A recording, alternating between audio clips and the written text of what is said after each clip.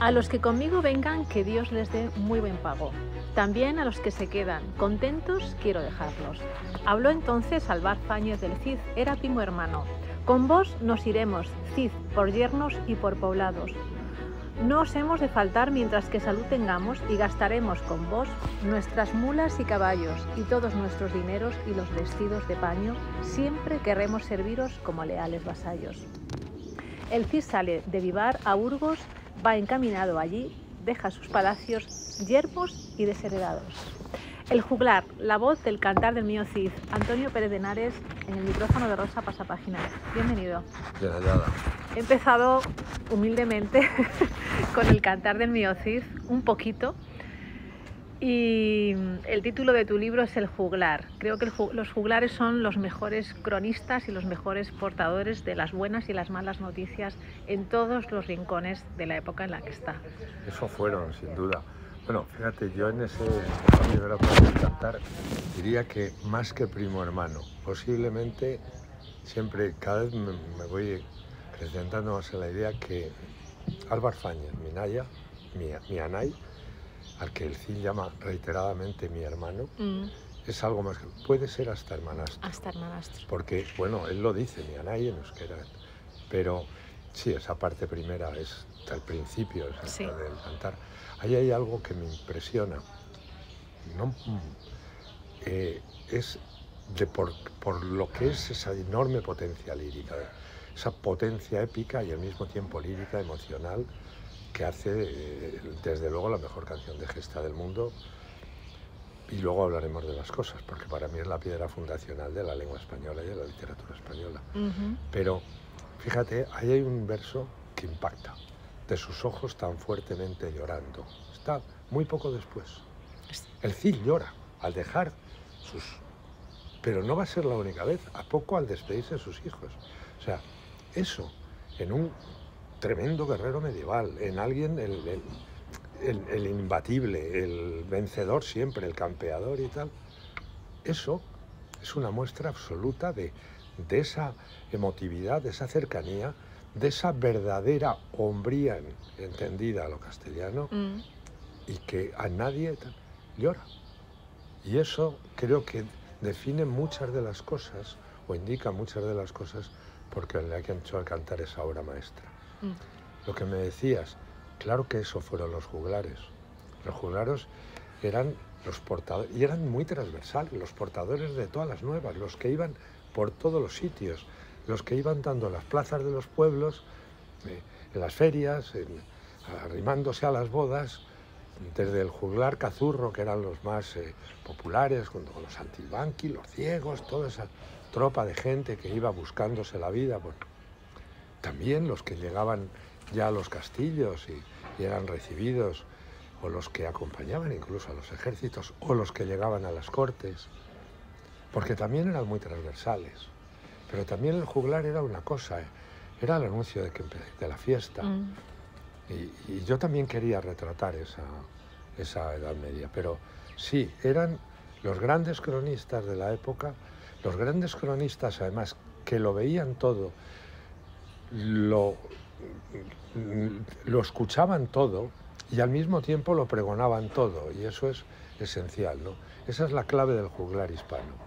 Has hablado de la Edad Media luminosa, no la Edad Media oscura que se empeñan en retratar siempre. Sí, bueno, es que parece que es un tiempo absolutamente siniestro, donde no había ni tiempo para la risa, ni para la música, ni para cantar, ni para el amor. Pues bueno, pues había tiempo para todo eso.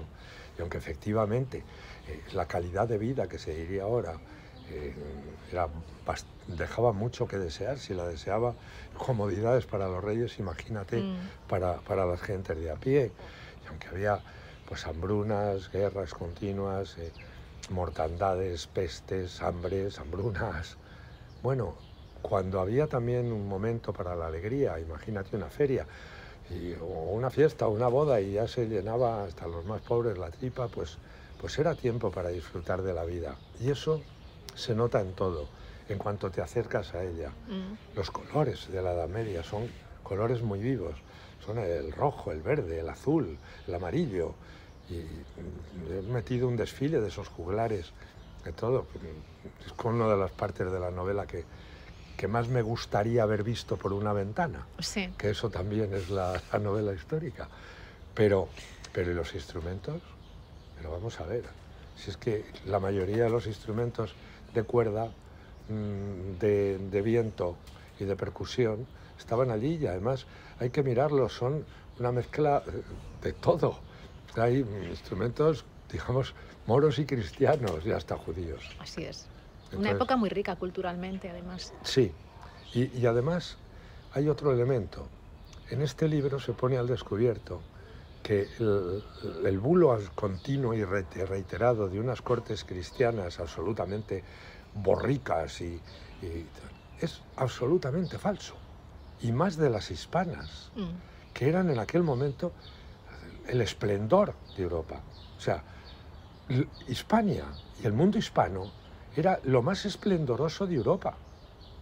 Y lo había sido la Córdoba califal, lo habían sido las taifas, lo eran los reinos cristianos. Y pongo ejemplos. Alfonso VI era un rey, además de una gran inteligencia y de una enorme capacidad, para mí uno de los grandes. El cantar por otras cosas, por otros momentos, lo trata mal, pero tiempo después. Pero Alfonso VI, Alfonso VII, el emperador, el desfile de reyes cristianos, de señores occitanos, que muchos de ellos son primos suyos, uno es primo suyo, el fabuloso Alfonso Jordán, hasta de reyes moros, el que era Zafadola, que era el Jud y que en aquel momento estaba intentando unir a los reinos de taifas y que fue, pues lógicamente al final destrozado, que murió curiosamente a manos cristianas, pero ese desfile daba prueba de esa riqueza y de esa... Pero es que había un montón de juglares que venían de toda la Occitania, porque estaba el Camino de Santiago y porque además las cortes españolas eran el sitio mejor, porque la Occitania francesa era hispana, era o bien parte condado de Barcelona, condados catalanes, luego Reino de Aragón, inmediatamente eso iba a ser ya todo un uno. La propia Navarra tenía, Castilla tenía, la Gascuña era castellana por la reina Leonor, cuando se casó con Alfonso VIII. Los aquitanos, estábamos continuamente emparentados, pero ellos venían, y venían sus juglares y se quedaban. Por ejemplo, cuando vienen con la reina Leonor de Plantagenet, que es nuestra fabulosa Leonor de Castilla, la hermana del piernas ese de Ricardo Corazón de León, que todo el mundo sabe quién es Ricardo Corazón de León, sí, que fue un desastre, y nadie quién fue la fabulosa reina. Mira, ¿por qué te crees que se llama la princesa de Asturias Leonor? Yo te lo digo, por esta reina, por Leonor. Sí, por muchas cosas y por lo que significó y por lo que significa, y me da a mí en la nariz que le han puesto ese nombre por algo. Sí, no hacen nada al azar. Y he de decir que me parece estupendo, maravillosamente bien. Pero ya te digo, si es que, mira, Marcabrú, Alegret, vienen a la corte de Alfonso VII. Alfonso VII es el primo hermano de Alfonso Jordán, que es el conde del Toulouse, marqués de Provenza y de Narbona, y conde, o duque de Narbona. Ha nacido en una cruzada. Su padre estaba casado con una hermanastra de Alfonso VII, o sea, con una hijastra de Alfonso VI, una hija de Alfonso VI, y por tanto hermana de tal.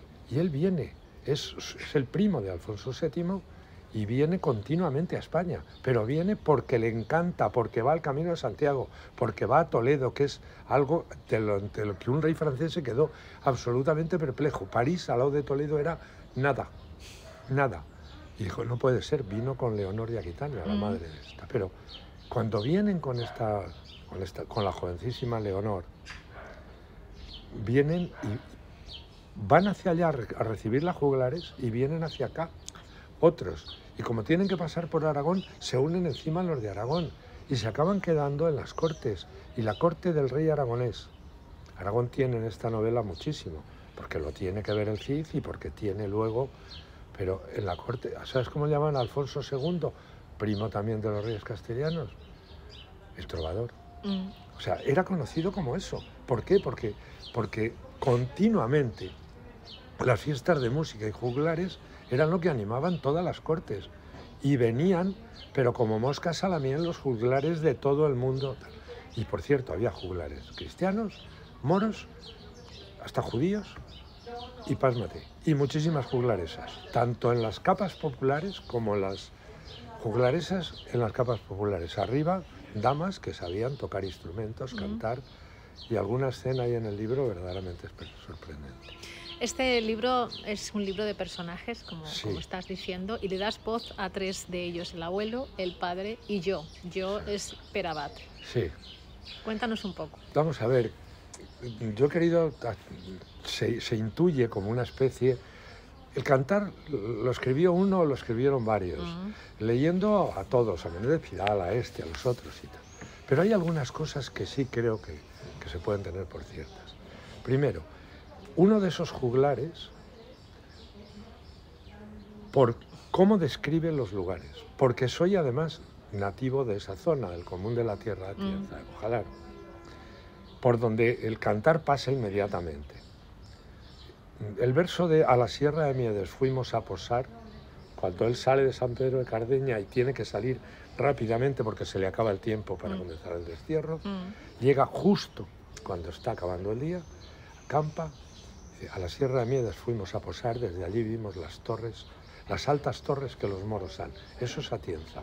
Y hay un sitio exacto desde la Sierra de Miedes que precisamente todavía tiene un topónimo vinculado a que es donde paró el Cid, desde donde se ven las torres de Atienza, que son una poderosísima fortaleza musulmana, su punta de lanza en la frontera. Y yo sé lo que hacen, porque lo he hecho siguiendo el camino. Se dejan caer o se esperan que se haga de noche, acampan allí a esta oscuridad, esperan que sea de noche, y reinician el camino para que no les vean los moros. Se están entrando en territorio enemigo y se meten bajando hacia el río Cañamares. Ese nombre no viene al cantar, pero te digo, es el río Cañamares. Cogen el río Cañamares, van por todos aquellos bosques y llegan a Lenares.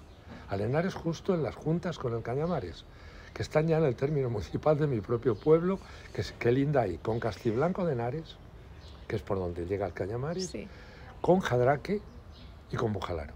Y ahí hay un viejo molino antiquísimo, el Rebolloso, y ahí se meten río arriba por la margen izquierda, llegan a lo que es ahora Matillas, y desde allí, ocultos en el cerro, detrás del cerro, al día siguiente espera que los moros de Castejón, que están sobre el viso de la Alcarria, bajen a sus huertas para atacar Castejón y tomarlo.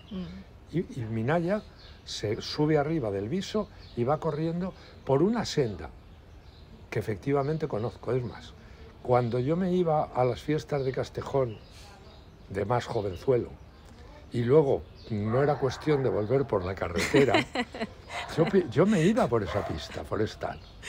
Pues en el cantar dice exactamente, soy Castejón, y luego tira de allí hacia Jadraque, yo me quedo antes, Jadraque, Fita de Ayuso, Ita, hasta Guadalfachara. Y luego encima le enseña la seña a los moros, o sea, la seña a los moros de Alcalá, y vuelve. Es que eso, solo esa precisión toponímica, topográfica, ese conocimiento exacto del terreno, tanto de ese como de todo el terreno del señorío de Molina, como de todos los pasos que hay hacia Aragón, yendo hacia el Jalón, o sea, Medinaceli, cuidado con Santa María de Huerta, que es clave en todo esto. Entonces, todo eso, esa primera parte solo lo puede haber escrito alguien que estuvo o ahí, que ha estado, o que se lo ha contado su padre o su abuelo. Y de ahí, pues he sacado que hay un primer juglar que por qué no pudo estar con el Cid. Y es el primer personaje, el del abuelo, personaje que es un mozo, pues un mozo, prácticamente un siervo del monasterio de San Pedro de Cardeña, que consigue unirse a la mesnada y que va a llegar hasta Zaragoza, que era donde efectivamente, y en la historia mezclo cantar y eso. Hay un segundo personaje que es su hijo, al que que no sabía leer y escribir. Es decir, ¿cómo iba a ser un juglar?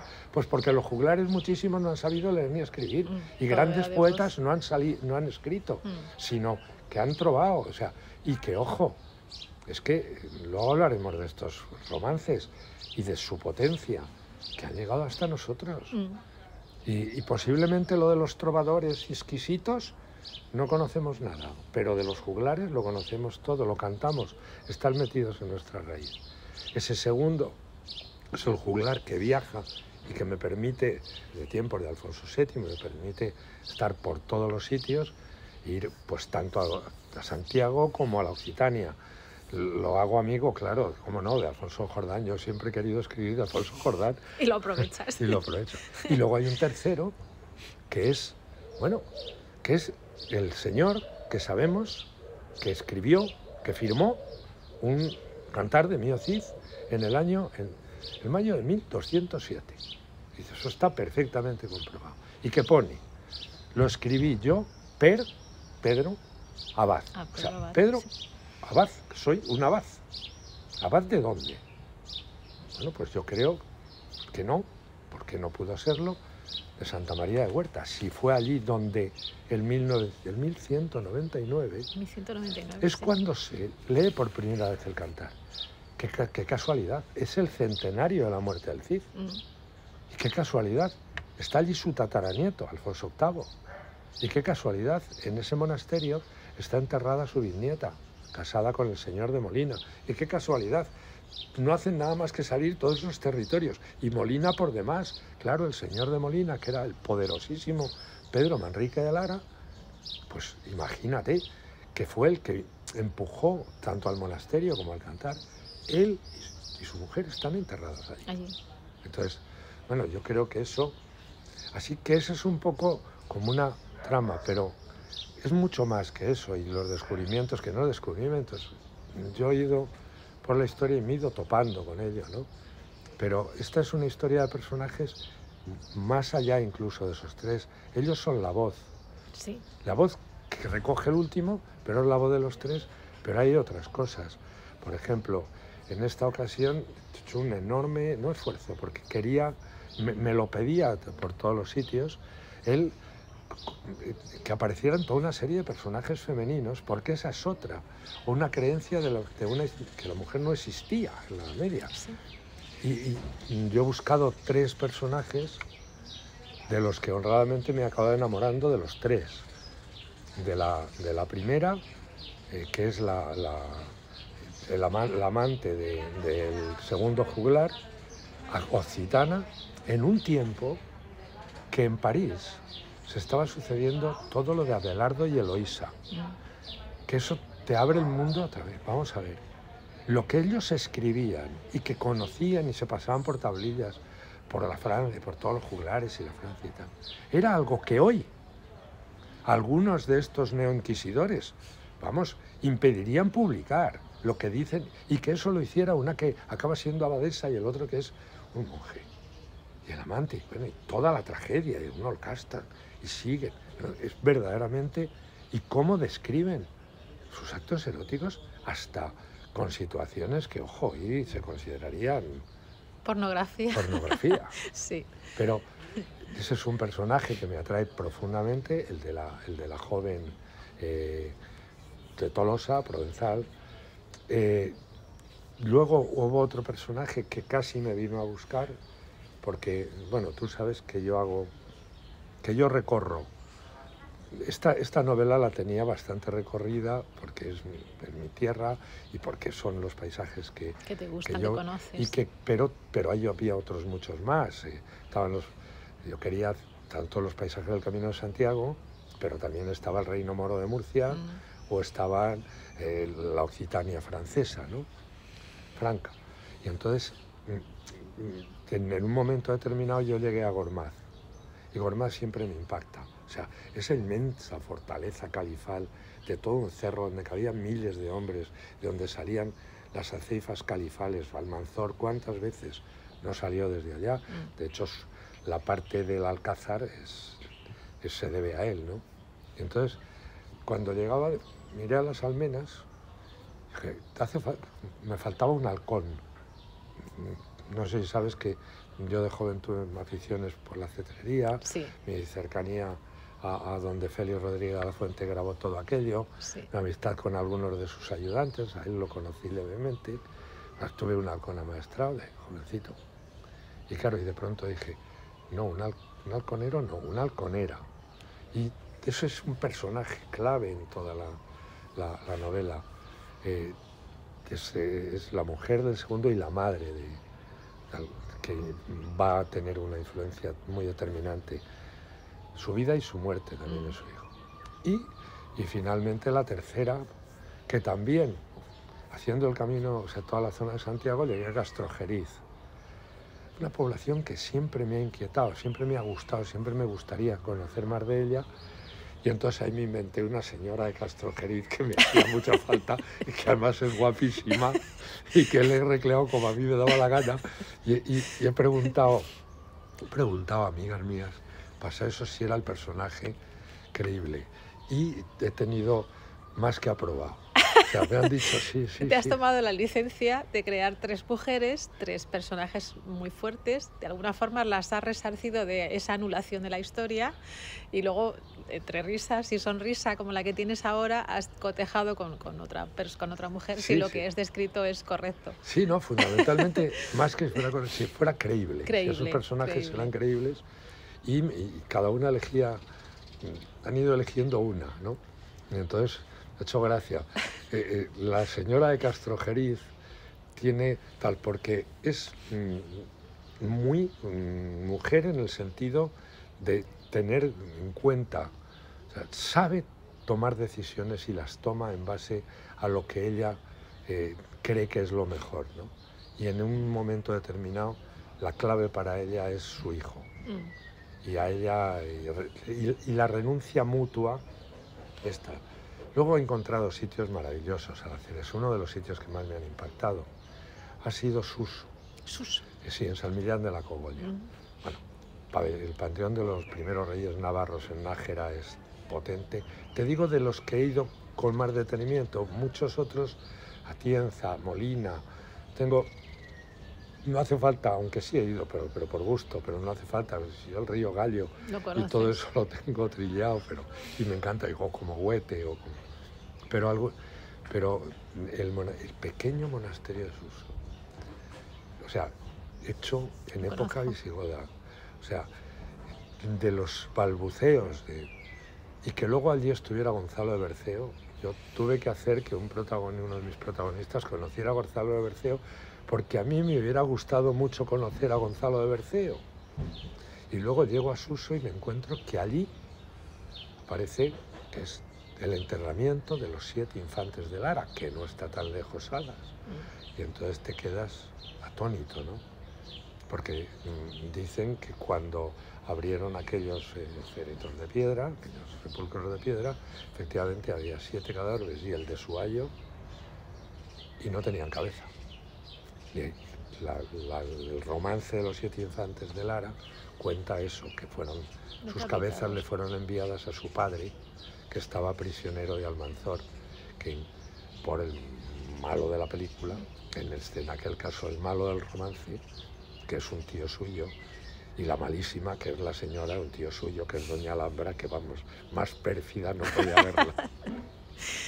Tú fíjate lo que estás contando de la historia, que me tienes absorta. ¿Por qué nos empeñamos en no conocer la historia o en cambiarla? Nosotros nos empeñamos en conocerla. Vosotros sí, pero hay una parte que no. La gente está deseosa y le encanta. Y cuando hacemos todas las cosas de escritores con la historia, cada vez va más gente. Cada vez... Y la novela histórica se está convirtiendo en una ventana precisamente a lo que quieren ocultar, borrar y cancelar. O sea, aquí lo de la memoria se ha convertido en la desmemoria más absoluta y parece que va la memoria contra la historia. O sea, la memoria solo puede tenerse desde el principio de la Segunda República hasta el final de la Segunda República y la represión franquista. Esa es la memoria única que debemos tener. Y tenemos que olvidar toda la historia y todo lo que en realidad es el cimiento, la vertebración y la sensación de pertenencia emocional a una nación, que es nuestra lengua, que es nuestra literatura, que son nuestros monumentos, que son nuestros grandes cuadros, que son desde las catedrales de Burgos a la Alhambra de Granada, o sea, al acueducto de romano, de tal, que es lo que en un momento determinado, hasta nuestros paisajes, hasta nuestros ríos, me quedo en la oda de Alfonso X el Sabio sobre España. Ahora dicen que no existe España, Alfonso X el Sabio. Y antes los visigodos, y antes los romanos, y antes los fenicios, y antes los propios musulmanes, que como Abderramán le llamaban a esto, es que cuando le mandaba al Papa lo de los obispos, que había Rex Hispanorum, Abderramán III. O sea, pero es que es desde lo que es el sectarismo ideológico más atroz y que se pone por encima de todo y que intenta la negación de todo, el descubrimiento de América, de la circunnavegación del mundo, de la reconquista, de Covadonga, de todo lo que hemos sido y lo que somos, eso luego se trufa con una ignorancia total, porque necesitan de la ignorancia para que se pueda producir el desprecio, incluso el odio a nuestra propia historia, que es verdaderamente lo que parece que en el fondo acaba siendo el odio a nosotros mismos como colectivo, como pueblo, y el odio, y desde luego el odio a nuestros propios abuelos, que ya nos valen. Pero yo creo que hay una creciente esperanza. O sea, la gente se niega a esta cancelación, se niega a que le borren a ellos mismos. Es que no tiene ningún sentido. Claro, y claro, cada vez que oyes hablar, bueno, lo del ministro de Cultura es la prueba de que un tipo que pretenda que los íberos son colonialistas, o sea, fueron colonia, o sea, lo quiere meter ahí, o sea, bueno, este tipo tendrá muchos estudios, sí, pero está tan onnubilado por su sectarismo, por lo que es la enajenación de esa nueva religión absolutista y absoluta, teocrática, que parece que se quiere imponer, de lo que ellos piensan, más o menos algo así como que son los redentores de un mundo que desde el Homo habilis hasta anteayer no ha hecho nada. Efectivamente. Mira, los únicos que son pobres acémilas, porque los voy a comparar con ellos, que son unas verdaderas acémilas, desde el punto de vista de eso, yo no es que me siento ahí, cuando ellos presumen de una cierta superioridad moral, yo no me siento para nada inferior, es que me parecen de minoría mental ellos, o sea, es que es así. Y desde luego, ¿qué sucede? Que los medios de comunicación ahora masivos, la tele, etcétera, eso se oculta de una manera brutal. E incluso ya se niega a que la posibilidad del argumento tiene que ser una pedrada o un escupitajo. O sea, son las leyes de la telebasura unidas a las de Twitter. Yo te escupo y tú me apedreas, más o menos. Pues no. Yo creo que hay que seguir dando esta pelea y esta batalla, entrando en buena lid y siendo eso, los juglares en ese sentido. Y luego en el otro más les valdría tenerle respeto, porque esos juglares contaron la historia. No, pero no solo eso, es que las grandes piezas, mira, hay una discusión en el libro entre trovadores occitanos, que eran señores de alcurnia, que consideraban que tocar instrumentos o incluso cantar no era cosa de nobles, entonces se lo daban a los juglares para que ellos lo entendieran, ¿no? El juglar hispano no, el juglar hispano compone y normalmente es él quien lo hace y no importa que sea un señor o un como se llama, un cazurro, que eran los juglares. Lo que le dice en un momento, en esa disputa, es que vosotros inmediatamente hacéis una letrita, una octavilla y la dice el juglar y todo firmado y tal, y normalmente son de cosas muy oscuras y tal, para parecer que sois muy elevados, pero ¿qué es lo que va a quedar? Y entonces yo creo que se está incluso refiriendo al propio Cantar del Cid, que está incipiente, o a todos esos romances. Y tienes razón. Vamos a ver, hoy, si tú le dices todavía, y lo he hecho la prueba en muchos sitios, empiezas a recitar un romance, o sea, el del Cid, otro, sí, el de la loba parda, sí, y se lo sabe un montón de gente, sí, y le entusiasma oírlo. Y si tú empiezas a recitar, ahora que va a llegar mayo, sí por mayo era por mayo cuando hace la calor, cuando los trigos en caña y están los campos en flor, cuando los enamorados van a servir al árbol. Pero es alucinante porque está ahí, está metido. Eso forma parte de nuestro más profundo acervo cultural, de nuestra máxima cultura real. Eso es la cultura real.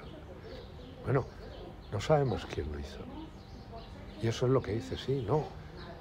Este juglar, el segundo, le interpela y de pronto el conde de Tolosa, que no se quiere meter, pero es primo hermano, Alfonso VII, y muy hispano, dice, bueno, yo no, pero quiere decir que cuando en la batalla, una batalla de franceses contra ingleses, se fue allá, al lado del rey francés, cabalgaban, casi todos eran infantes, caballería tenía poca al hombre, pero iba un juglar a su lado, un juglar muy famoso, ahí viene el nombre, que va cantando, ¿qué les va cantando? La chanson de Roland, porque es el himno, de alguna manera, patria, que les une.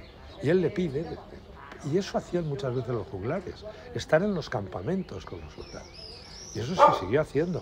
En tiempos de Alfonso X el Sabio había una juglaresa famosísima, la Valteira, que bueno, era famosa por todo, pero era divertidísima y... Bueno, el propio rey Alfonso dicen que tuvo ciertos escarceos con la Valteira. Seguro que sí, seguro que sí. Pero fíjate, es que tenemos que entender el Cantar de Mio Cid como lo que es una piedra fundacional de la literatura y de la lengua española. Y he de recordar que la lengua española es hoy la lengua que hablan 600 millones de personas. Y he de recordar que fue esta lengua la que muy poco tiempo después de que acabe ahí, porque el libro acaba justo cuando van bajando hacia las Navas, no mucho después, ya en mediados, entre la segunda mitad del siglo XIII, es cuando Toledo se va a convertir en la luz real de Europa. Es que no hay que olvidar que Toledo, por voluntad del rey sabio, fue buen descendiente de, bueno, Alfonso VIII era su abuelo. Y entonces hay que entender, su bisabuelo, perdón, hay que entender que Toledo va a compendiar, por voluntad de este rey, por la inteligencia alucinante y adelantada a todo su tiempo, todo el saber del mundo. O sea, se aprovechan muchas cosas. La primera, una de las esenciales, es que aquí, cuando la invasión musulmana, llegan los bereberes, que son bestias del desierto, en realidad es la Hispania romana la que civiliza. Porque claro, ¿quién hizo las calzadas, o los acueductos, o las termas, o las ciudades? No, hoy no. Hoy lo regamos todos, sí. No, pero es que nosotros somos ante todo romanos. Y como tales, además, Roma se replica en España y luego España se va a replicar en América. Por eso el Imperio Hispano tiene esa diferencia muy clara. Ahí se compendia todo el saber. Y vienen, ¿por qué? Porque con esa invasión musulmana, que sí, que al principio han sido todos los bereberes, y bueno, eso creo que lo tienes, que lo he dicho de todo. Sí. Pero hay más. Cuando llega aquí, que es la gran fortuna de la España musulmana, cuando llega el príncipe emigrante, es un personaje, Abderramán I, verdaderamente inaudito, para mí el más maravilloso, todavía más que su sucesor posterior al Abderramán III, porque su epopeya es inaudita. Él era de la familia de los califas de Damasco, y esto es esencial, y bueno, ya se sabe, eso es sustituida y masacrada hasta el último de sus componentes por los abásidas. Eran las normas de la época, acabar con toda la familia de los otros, sí. O sea que alguno, y aquí se escapa pierdas tu último hermano, eso del Tigris, que el pobrecillo vuelve creyendo que los otros y le cortan la cabeza antes, pero él llega aquí, como no había móvil, pues entonces nadie sabía, pues podían avisar y llega por desgracia. Y dice, no, para él por fortuna, él dice, bueno ya, pero él dice, oye, que soy tal, ¿sabes? Joder, mira, es un omeya, pero eso va a ser trascendental porque a través de los omeya va a llegar a España toda la sabiduría del otro lado. Si Hispania era la provincia occidental más potente de todo el imperio y que había puesto emperadores por doquier. Por otro lado, bueno, Trajano estaría orgulloso de cómo hemos expandido la lengua del imperio. Hoy, un derivado del latín lo abre 600 millones y es por nosotros. Pero sí, hay que decirlo es verdad, así, sí, hay es que es decirlo. verdad. Sí. Hemos sido unos ciudadanos romanos muy aplicados. Bueno, pues los sirios habían tenido una civilización primero de la Grecia que estaba en Asia, y luego romana.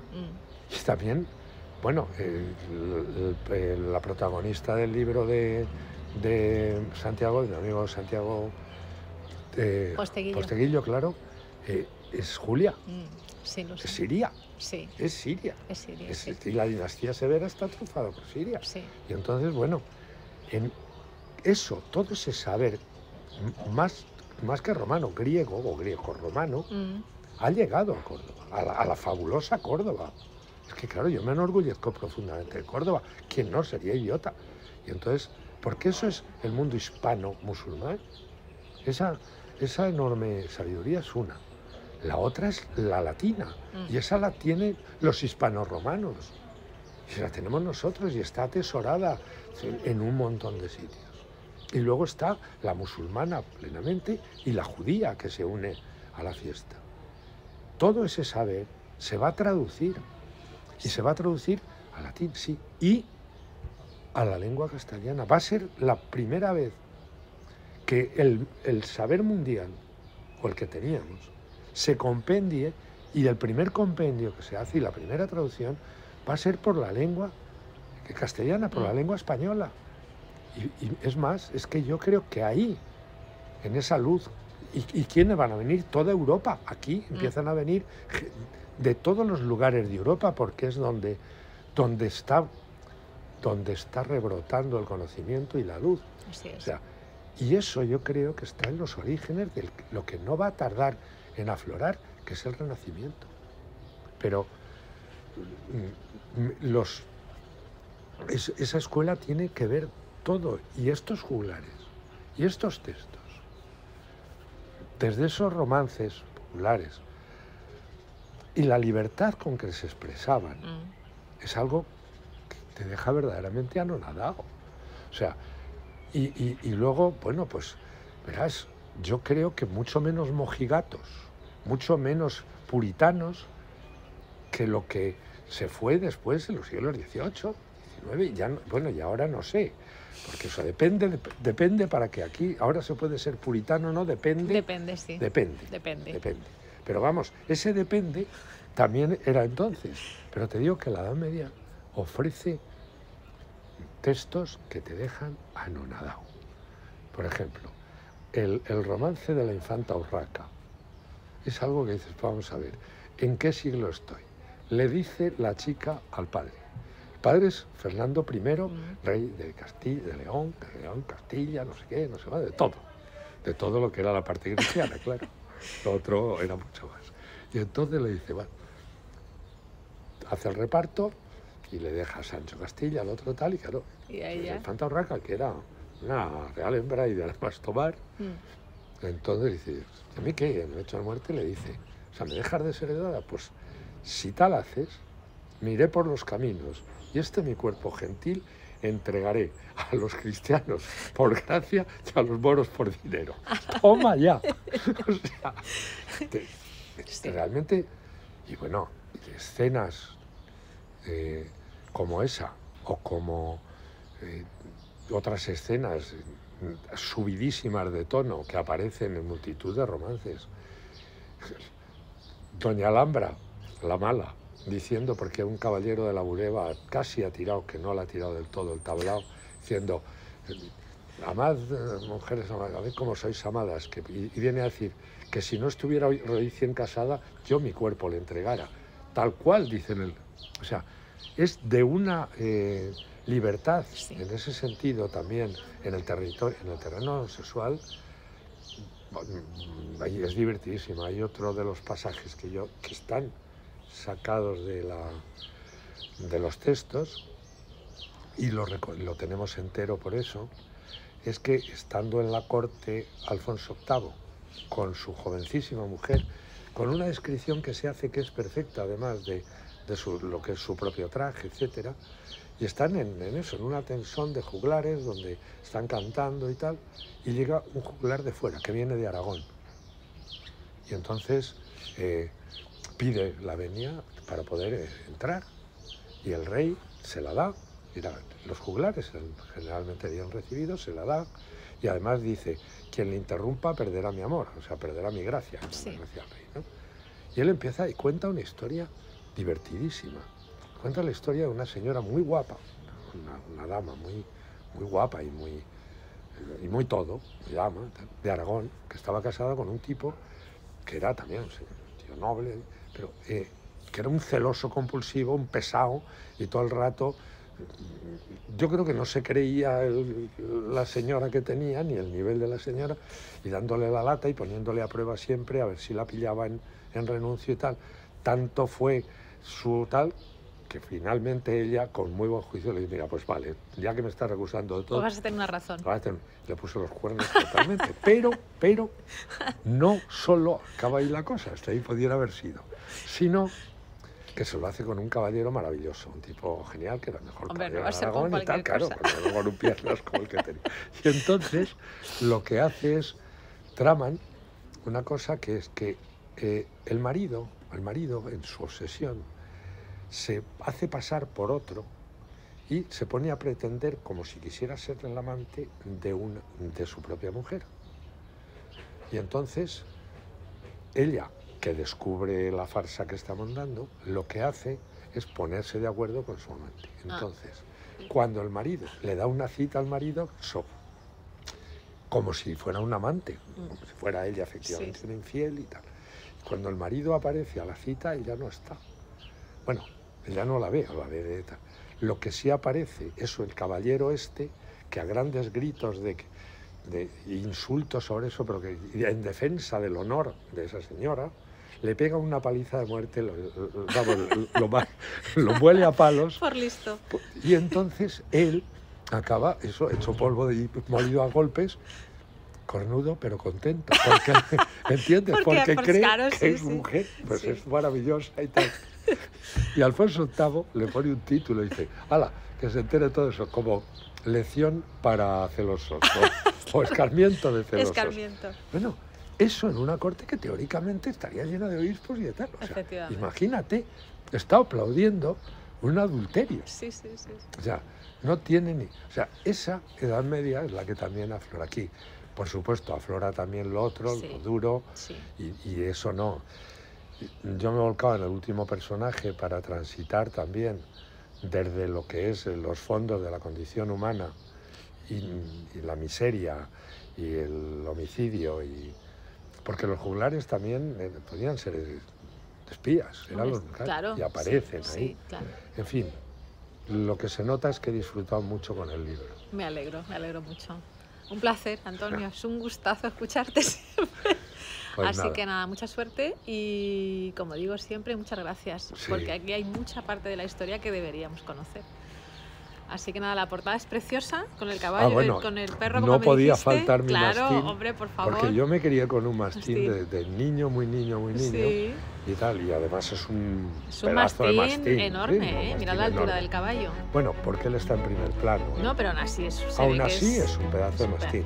O sea, ese mastín pesaría unos 60 kilos, que es lo que viene a pesar. Sí, pero muy bonita.